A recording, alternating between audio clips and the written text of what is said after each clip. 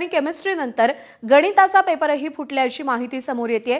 ताब्यात घेतलेल्या आरोपींच्या चौकशीमध्ये ही सगळी माहिती समोर आली आहे। मुख्य सूत्रधार मात्र अजूनही पोलिसांच्या हाताबाहेरच आहे।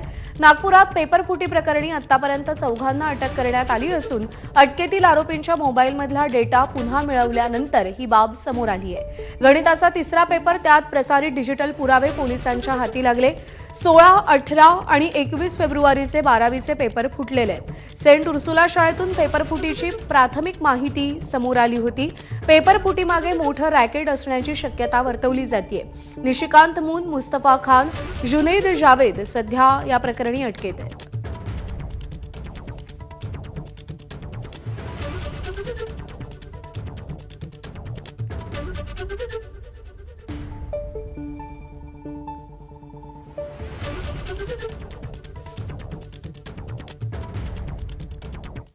दरम्यान या पेपर फुटी प्रकरणात नागपूर विभाग अध्यक्ष डॉक्टर शिवलिंग पटवे यांच्याशी बातचीत केली आमच्या प्रतिनिधींनी। पाहूया। आपल्यासोबत महाराष्ट्र राज्य माध्यमिक व उच्च माध्यमिक शिक्षण मंडळाच्या नागपूर विभागाचे अध्यक्ष डॉक्टर शिवलिंग पटवे सर आहे। सर, गणिताचा पेपर देखील 12वीचा फुटल्याची माहिती पुढे येत आहे, काय माहिती आहे?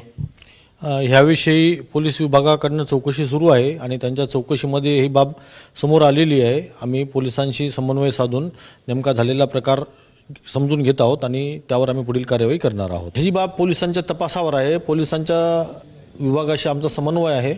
ते आम्हाला मागितलेली माहिती आम्ही त्यांना पुरवत आहोत आणि त्यांच्या तपासामध्ये जे जे आढळून येत आहे त्याप्रमाणे आम्ही पुढील कार्यवाही करणार आहोत। पेपर लीक प्रकरणानंतर काही परीक्षा केंद्राच्या तिथल्या कर्मचाऱ्यांना, अधिकाऱ्यांना काही विशेष सूचना देण्यात आल्या? आपण ह्या ठिकाणी पूर्ण आमच्या यंत्रणेला कठोर सूचना दिलेल्या आहेत। कोणत्याही परिस्थितीमध्ये 11च्या पूर्वी प्रश्नपत्रिकांचं पाकिट उघडल्या जाणार नाही, याची SOP ऑलरेडी ठरलेली आहे।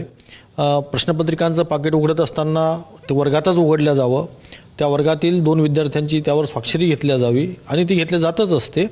त्या वर्गावरचे इन्व्हिजिलेटर आहेत, तिथलचे केंद्र संचालक आहेत, अशा संयुक्त सगळ्यांच्या यावर स्वाक्षऱ्या असतात आणि त्यानंतरच हे पाकिट वर्गामध्ये प्रत्यक्षात उघडण्यात येत असतं। त्यामुळं पेपर हा 11च्या आधी बाहेर येण्याची शक्यता नसल्यातच जमा आहे। कॅमेरामॅन मिथुन आदमणेसह तुषार कोहळे, ABP माझा, नागपूर। आणि या पेपर फुटी संबंधी नेमकी काय माहिती समोर आली आहे, ग्राफिक्सच्या माध्यमातून एक नजर टाकूया।